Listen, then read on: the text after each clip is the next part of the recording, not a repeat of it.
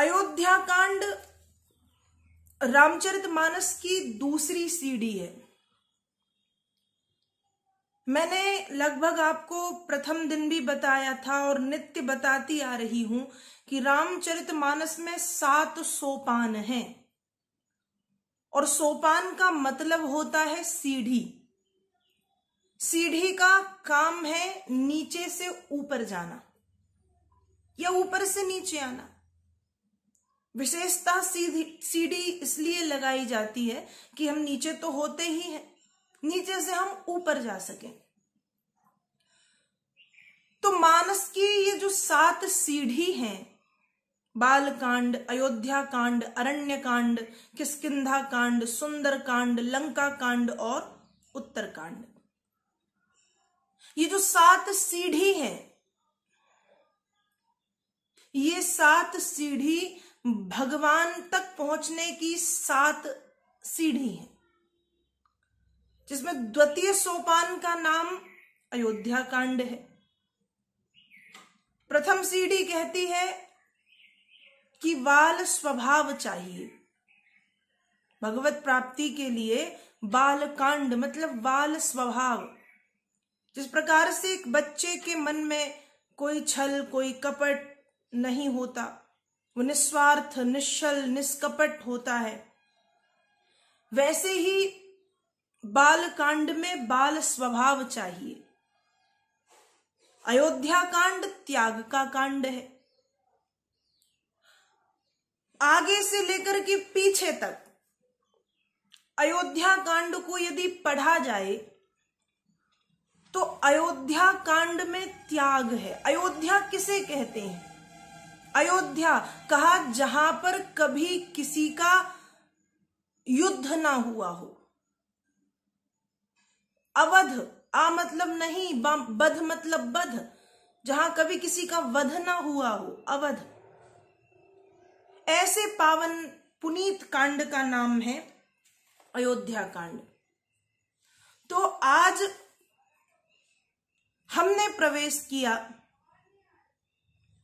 रामचरितमानस की द्वितीय सीढ़ी में, अयोध्या कांड, जो त्याग का कांड है। आप कहेंगे त्याग का कांड कैसे है? यहां तो राम जी विवाह के बाद लौटे हैं, फिर वनवास है, फिर दशरथ जी का प्राण देना है या अन्य अन्य बातें, केवट का प्रसंग है, ये वो। तो ये त्याग का कांड कैसे संभव हो पाया? यदि देखा जाए तो अयोध्या कांड में सबसे पहला त्याग जो किया है वो माता कैकेयी ने किया है। कैसे किया है आगे मैं आपको बताऊंगी। दूसरा जो त्याग किया है वो मां कौशल्या ने, मां सुमित्रा ने, राजा दशरथ जी ने किया है त्याग। तीसरा त्याग किया है लक्ष्मण की पत्नी उर्मिला ने, स्वयं लक्ष्मण जी का त्याग। और अयोध्या कांड का जो अंतिम त्याग कहना चाहिए, जहां पर अयोध्या कांड को पूर्णता मिलती है, वह त्याग किया है श्री भरत जी महाराज ने। त्याग ही त्याग है। और अयोध्या कांड हमें यह सिखाता है कि व्यक्ति के जीवन में भगवत प्राप्ति के लिए त्याग भी परम आवश्यक है। त्याग करना चाहिए। तो अयोध्या कांड की जो दूसरी अयोध्या कांड जो है वो त्याग का कांड है। अब मैं आपको एक विशेष बात बताने जा रही हूं, ये बात आप ध्यान पूर्वक सुने।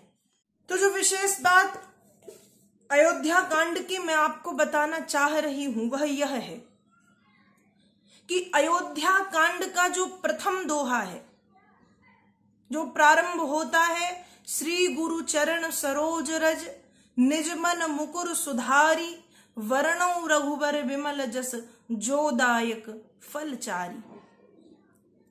पहले दोहे का और जो चौपाइयां हैं पहले दोहे के अंतर्गत, उन चौपाइयों का जो लोग नित्य अपने घर में पाठ करते हैं,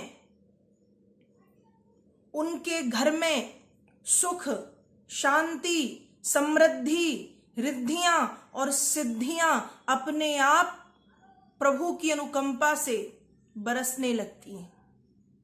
ये मैं नहीं कहती, मानस में स्वयं बाबा तुलसीदास एक एक चौपाई में ये प्रतिपादन कर रहे हैं, ये बता रहे हैं। लोग सुंदर कांड का पाठ करते हैं, क्यों करते हैं? शांति बनी रहे।